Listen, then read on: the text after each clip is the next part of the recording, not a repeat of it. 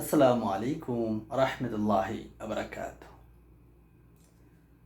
ছোট্ট লিচুর বিচি গলায় আটকে এক নেতার মৃত্যু। খবরটা আসলে এই কারণেই বলতে চাচ্ছি যে আমরা কত শক্তি দেখাই না। যারা এত শক্তি দেখায় সে মানুষগুলি কি আসলে মরবে না কখনো?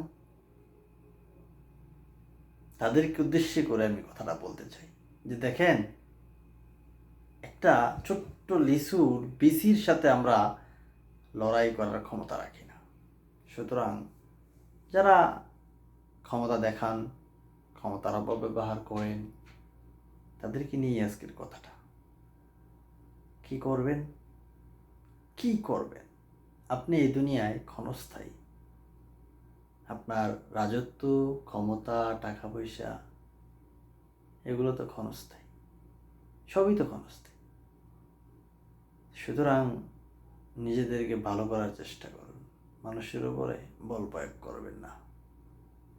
মনে রাখবেন, সৃষ্টিকর্তার শক্তির উপরে কারো ক্ষমতা নেই। ভালো থাকবেন, সুস্থ থাকবেন।